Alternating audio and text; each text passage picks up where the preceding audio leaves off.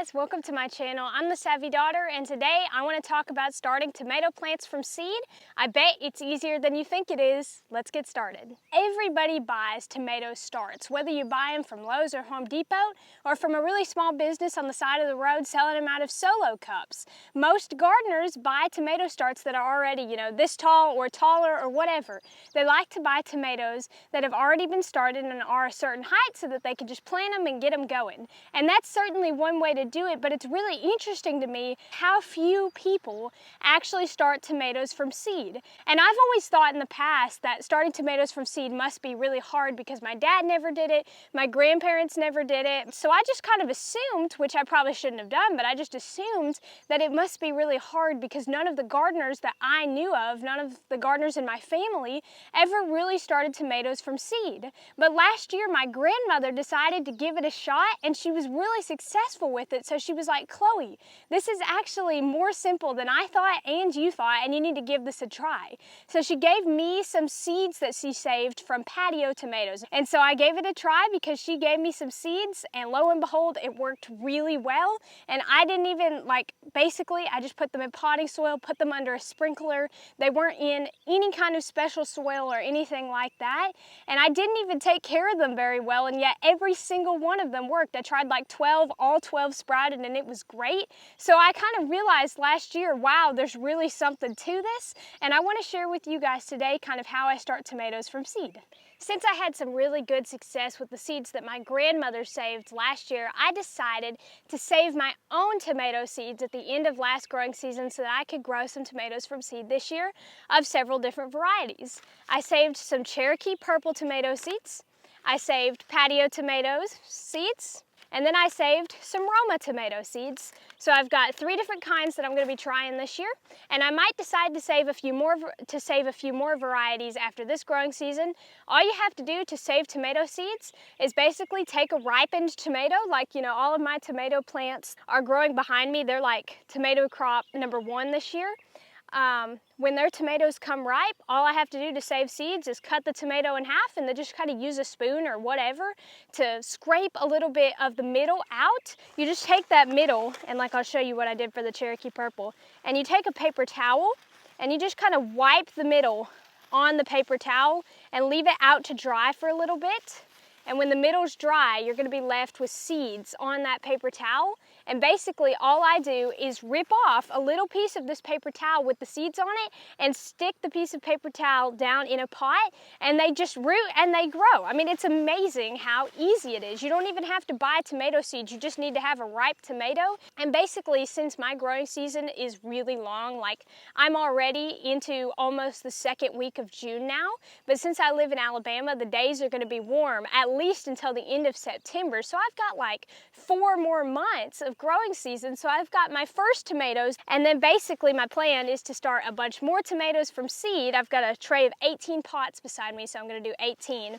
And then once the season gets on a little bit and my seed tomatoes grow, I'll be able to plant new tomato plants, and I'll have tomatoes into the fall. Basically, last year I stuck my tomato seeds in potting soil, which was a mostly mixture of pine bark and hardwood bark, so there was hardly any nutrients in it. I really don't know how those tomatoes did so well in the beginning of their lives, because there was just they didn't really have any nutrients to grow off of, but somehow they just grew. And it's if I could get my tomatoes to work last year when I had no clue what I was doing and did not have them in good conditions, I know I could get them to work this year when I have a little bit more of a clue of what I'm doing, and so I can improve their conditions. So this year, I've got straight compost that I'm sticking them into. So I think I'm going to start with my patio tomatoes, and I probably just want to do 3 or 4 patio tomatoes. But let's see, yeah, you see my paper towel for my patio tomatoes is a lot older because these are still the seeds that my grandmother saved 2 years ago, but they're still going to work fine for this. I'm just going to tear off a little piece of the paper towel, and that little piece has 10 seeds on it or something. There's a lot of seeds on that piece. And then I'm just going to stick it down into the soil, cover it up, and voila, I'm going to have tomatoes rooting in that pot. The only thing about starting tomatoes from seed the way that I do it, and see, the way that I do it is probably the most simple way, but the only thing about it is that I have to wait until the weather is warm, you know, every day. Because if you're trying to do this when you're still getting frost at night and everything, it's just not going to work very well. And if you have something like a greenhouse, or even if you just like want to do this inside your own house where it's temperature controlled, then you can get these tomatoes started in like March or something, so that by the time early growing season comes around and your last frost is passed, you'd be able to put your own tomatoes in the ground. And what I'm going to do for these, once I stick them all in their pots, is I'm not going to hover over them and give them like tons of attention all the time. It's not, starting tomatoes from seed, once the weather's already warm outside, just doesn't require all that much maintenance. So we're going to move on to Roma tomatoes. Let's see, so these are some seeds that I saved last year. You see how there's seeds all over that paper towel? The thing about tomatoes too is that since they grow so fast, it just doesn't take that long to get a tomato from a seed to a plantable size, because they just grow really quick. I just really like starting tomatoes from seed, not necessarily because I need to, but just because I think it's a lot of fun to see what I can get them to do.